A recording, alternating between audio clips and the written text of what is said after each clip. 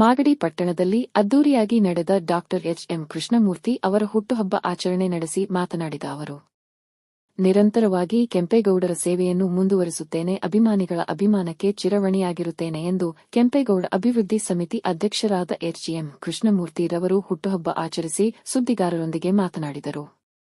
ಶುಭ ಕೋರಿದವರು ಮೋಹನ್, ರಮೇಶ್, ಉಮೇಶ್, ಆನಂದ್, ಸೈಯದ್, ರಾಮು, ಕಿರಣ್, ಕೀರ್ತಿ, ನಾಗೇಶ್ ಮತ್ತು ಅಭಿಮಾನಿಗಳು ಕೊಟ್ಟಂಥದ್ದು, ನಮಗೆ ಜೀವವನ್ನು ಕೊಟ್ಟಂಥದ್ದು. ಹಾಗಾಗಿ ಪ್ರತಿ ವರ್ಷ ನನ್ನನ್ನು ಸಂರಕ್ಷಣೆ ಮಾಡುವಂಥ ಕಾಲಭೈರವ ಸ್ವಾಮಿಗೆ ಪೂಜೆಯನ್ನು ಮಾಡಿದ್ದೀವಿ.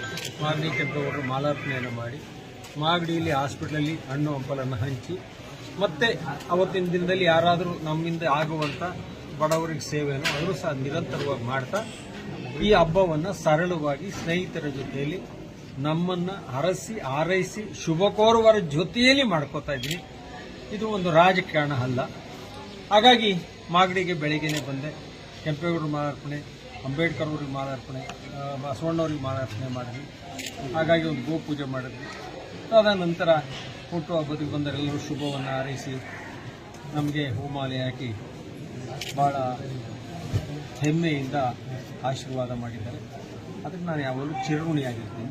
ಅದು ಮಣ್ಣೆ ಅಂಥದ್ದು. ಯಾರೇ ಒಂದು ಪ್ರೀತಿ ಕೊಟ್ಟರೆ ಅದು ಸದಾಕಾಲ ಅದನ್ನು ಸೆಳೆತವಾಗಿ ಎಳೆಯುವಂಥ ಮಣ್ಣಿದೆ.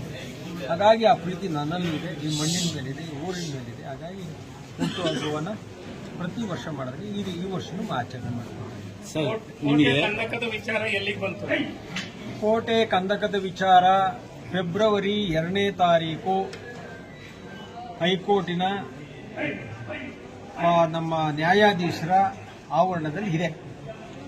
ಅವತ್ತಿಗೆ ಸರ್ಕಾರದ ಆದೇಶಗಳನ್ನು ಯಾರ್ಯಾರು ಉಲ್ಲಂಘನೆಯನ್ನು ಮಾಡಿದರೆ, ಅದು ಪುರಾತತ್ವ ಇಲಾಖೆ ಇರ್ಬೋದು, ಬೆಂಗಳೂರಿನ ಇಲಾಖೆಗಳಿರ್ಬೋದು, ಮಾಗಡಿ ಪುರಸಭೆ ಇರ್ಬೋದು, ಇಲ್ಲಿನ ಜನನಾಯಕರಿರ್ಬೋದು, ಮತ್ತು ತಹಸೀಲ್ದಾರ್ ಇರ್ಬೋದು, DC ಅವರು ಇರ್ಬೋದು, ಇದಕ್ಕೆ ಸಂಬಂಧಪಟ್ಟವರು ಎಲ್ಲರಿಗೂ ನೋಟಿಸು ಜಾರಿಯಾಗಿದೆ. ಯಾತಕ್ಕೋಸ್ಕರ ಇಷ್ಟು ದಿನ ಕೆಂಪೇಗೌಡರ ಕೋಟೆಯನ್ನು ಉಳಿಸಿಕೊಳ್ಳಲಿಕ್ಕೆ ಆಗಲಿಲ್ಲ, ಏನು ಸಮಸ್ಯೆ, ಇದನ್ನೆಲ್ಲ ಒಬ್ಬ ಸಾರ್ವಜನಿಕರ ಹಿತಾಸಕ್ತಿಯ ಹೋರಾಟವನ್ನು ಮಾಡಿ ಗಮನವನ್ನು ಸರ್ಕಾರಕ್ಕೆ ಸೆಳೆಯಬೇಕನ್ನುವಂಥ ಉದ್ದೇಶದಿಂದ ಅದಕ್ಕೆ ಒಂದು ಎಲ್ಲರಿಗೂ ಸಮಸ್ಯೆ ಜಾರಿಯಾಗಿದೆ. 2ನೇ ತಾರೀಕು ಫೆಬ್ರವರಿ. ಆಮೇಲೆ ಕೋಟೆ ಕೊತ್ತಲಗಳನ್ನ, ಚಾರಿತ್ರಿಕ ಸ್ಮಾರಕಗಳನ್ನ ಪ್ರಾಚ್ಯ ವಸ್ತು ಇಲಾಖೆ ಮಾತ್ರ ದುರಸ್ತಿ ಪಡಿಸಬೇಕು, ಅಭಿವೃದ್ಧಿ ಪಡಿಸಬೇಕು. ಹೌದು, ಅದು ಬೇರೆ ಯಾರು ಮಾಡುವಂತಿಲ್ಲ. ಅದು ಮಾಡುವಂಥದ್ದು ಇಲ್ಲ, ಮಾಡೋದಕ್ಕೆ ನಾವು ಬಿಡೋದು ಇಲ್ಲ. ಇಲ್ಲಿವರೆಗೂ ಏನು ಮಾಗಡಿಯಲ್ಲಿ ಯಾವುದೇ ಅನುಮತಿ ಇಲ್ಲದೆ, ಯಾವುದೂ ಪರಂಬಾರೆ ಮಾಡ್ಕೊಳ್ತೀರಾ, ಸರ್ಕಾರದ ಕೆಲವು ನಿಯಮಗಳನ್ನು ಪಾಲನೆ ಮಾಡ್ತೀರಾ, ಏನು ದುರಾಡಳಿತವನ್ನು ನಡೆಸ್ಕೊಂಡ್ಬಂದಿದ್ರೆ ಅದಕ್ಕೆ ಕಡಿವಾಣವನ್ನು ಹಾಕಲಿಕ್ಕೋಸ್ಕರನೇ ನಾನು ಎಲ್ಲ ಒಂದು ಆಯಾಕಟ್ಟಿನ ಜಾಗದಲ್ಲಿ ಕಾನೂನಿನ ಹೋರಾಟವನ್ನು ಮಾಡ್ತಾ ಇದ್ದೀನಿ. ಹಾಗಾಗಿ ಕಾನೂನಿನ ಹೋರಾಟದಲ್ಲಿ ಕೆಂಪೇಗೌಡರ ಶಿಲೆ ನನಗೆ ಒಂದು ಜಯವನ್ನು ತಂದುಕೊಟ್ಟಿದೆ.